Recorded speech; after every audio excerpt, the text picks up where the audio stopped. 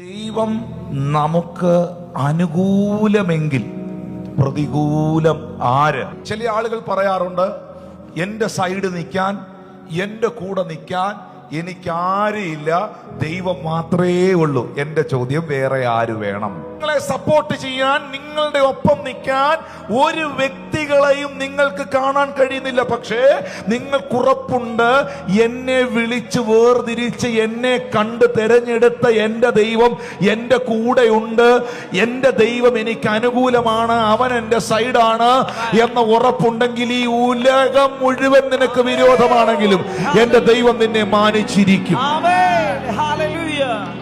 നമ്മൾ ആദ്യം പരിശോധിക്കേണ്ടത്, നമ്മൾ ആദ്യം വിലയിരുത്തേണ്ടത് എന്റെ കയ്യിൽ എത്ര പണമുണ്ട് എന്നല്ല. നമ്മൾ ആദ്യം പരിശോധിക്കേണ്ടത്, നമ്മൾ ആദ്യം വിലയിരുത്തേണ്ടത്, എനിക്കൊരു പ്രശ്നം വന്നാൽ, എനിക്കൊരു വിഷയം വന്നാൽ ആരൊക്കെ എന്റെ കൂടെ നിൽക്കാനുണ്ട് എന്നുള്ളതല്ല.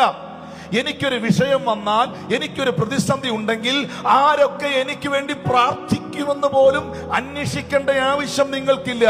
ഒരു കാര്യം മാത്രം കൺഫേം ചെയ്താൽ മതി, ഞാൻ ഇപ്പോഴും എന്റെ കർത്താവിന്റെ സാന്നിധ്യത്തിനകത്തുണ്ടോ, ഞാൻ ഇപ്പോഴും ആ പ്രസൻസിനകത്തുണ്ടോ, ഞാൻ ഇപ്പോഴും എന്റെ ദൈവത്തിന്റെ കൂടെയുണ്ടോ, രണ്ട് ദൈവം എന്റെ കൂടെയുണ്ടോ.